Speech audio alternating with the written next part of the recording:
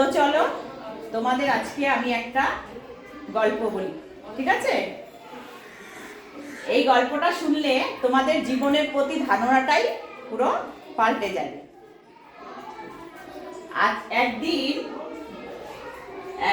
একটা ছোট্ট বাচ্চা তার দাদুকে প্রশ্ন করলো, দাদু, what is the value of life? জীবনের মূল্য কি? তখন দাদু বলল, ঠিক আছে, তোমাকে আমি একটু অন্যভাবে শেখাবো যে জীবনের মূল্য কি। এই বলে সে কি করলো, একটা পাথর দিল, নাতিকে একটা পাথর দিল, বলল যে তুমি এই পাথরটা নিয়ে বেরিয়ে যাও, যার সাথে দেখা হবে তাকে তুমি জিজ্ঞাসা করো এই পাথরটা সে কতটা মূল্য দিতে পারে। প্রথমে গেল একজন পটেটো সেলারের কাছে। হ্যাঁ, সে পটেটো সেলার মানে পটেটো মানে কি? আলু। গুড। আলু বিক্রেতা। আলু বিক্রেতার কাছে গিয়ে বলল, তুমি এর কত মূল্য দিতে পারবে? ও বলল, এটা আমি 1 বস্তা তোমাকে আলু দেবো, টাকা আমাকে দিয়ে দাও। কিন্তু ও বলল, না, এটা বিক্রি করা যাবে না।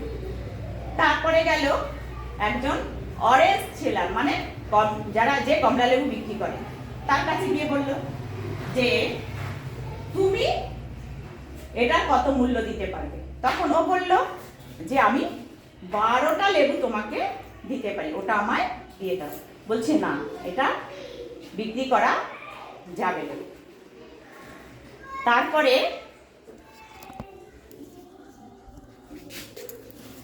তারপরে চলে গেল একজন যিনি সোনার জিনিস তৈরি করেন,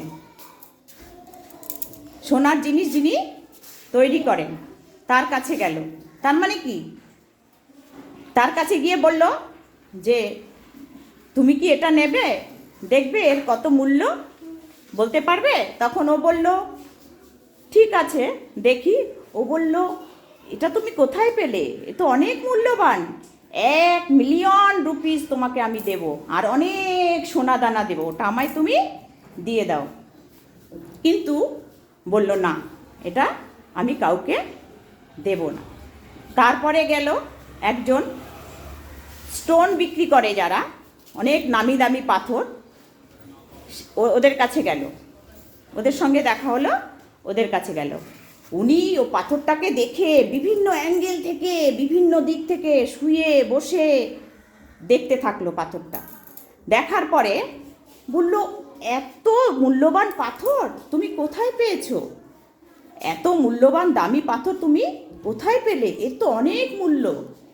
সারা জীবন আমি যেটা রোজগার করেছি সেটাও যদি আমি দিয়ে দিই তাহলে সেটাও এই পাথর কেনার পক্ষে যথেষ্ট নয়। এটা হলো প্রাইসলেস, অমূল্য সম্পদ। তা বলল, তুমি এই পাথরটাকে আমাকে দিয়ে দাও। তা বলল, না, আমি এই পাথরটা আমি কাউকে দেব না। এবার কাউকেই দিল না, দাদু বারণ করেছে, কাউকে দিল না। তখন ও আবার দাদুর কাছে ফিরে গেল। দাদুর কাছে ফিরে গিয়ে ও দাদুকে সব কথা খুলে বলল, দেখো, একজন বলেছে এটার মূল্য 12টি লেবুর সমান, একজন বলেছে এটার মূল্য 1 বস্তা আলুর সমান, আর একজন বলেছে প্রাইসলেস। তাহলে দাদু সব শুনলো, বলল, হ্যাঁ, ঠিক তাই, আমাদের জীবনের মূল্য অনেকখানি। হয়তো তোমাকে কেউ মূল্য দিচ্ছে না, তার মানে এই নয় তোমার কোনো মূল্য নেই, তোমার জীবনের মূল্য অনেকখানি। তাই বলছে, yes, you are priceless, you are priceless, তোমার জীবনের মূল্য অনেকখানি।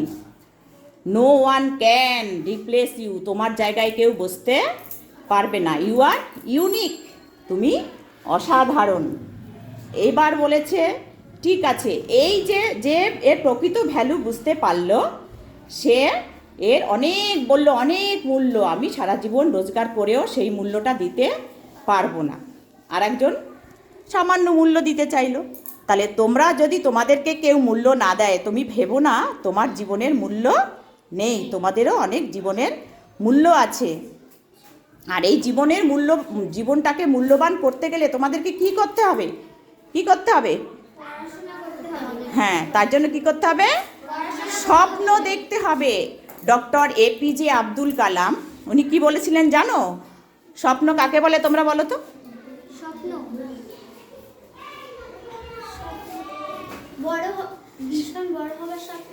হ্যাঁ, আমরা তো জানি ঘুমিয়ে যেটা দেখি সেটা স্বপ্ন, কিন্তু ডক্টর এপিজে আব্দুল কালাম বলেছেন আমরা যেটা ঘুমিয়ে দেখি সেটা কিন্তু স্বপ্ন নয়, আমাদের যেটা ঘুমোতে দেয় না সেটাই হলো স্বপ্ন। অর্থাৎ আমাদেরকে কি করতে হবে? মন স্থির রেখে স্বপ্ন দেখতে হবে এবং সেই স্বপ্ন অনুযায়ী আমাদেরকে কর্ম করে এগিয়ে যেতে হবে। তখন দেখবে সঠিক সময়ে সঠিক লোক এসে আমাদেরকে মূল্য দিচ্ছে। আমাদের মূল্য নেই এটা ভাবার কোনো অবকাশ নেই। আর আমাদেরকে সেইভাবে এগিয়ে চলতে হবে, পড়াশুনো ভালো করে তোমাদেরকে শিখতে হবে। ঠিক আছে? তাহলে গল্পটা তোমাদের কেমন লাগলো? খুব ভালো লাগলো। তাহলে এবার সবাই একটু হাসো, সবাই একটু হাসো হাসো, সবাই হাসো, হাসি ভালো করে হাসো, জোরে জোরে জোরে জোরে। শেষ দিন আজকে, তোমাদের পুজোর ছুটি পড়ে যাচ্ছে আজকে, ওই জন্য একটু গল্পটা বললাম তোমাদেরকে। ঠিক আছে?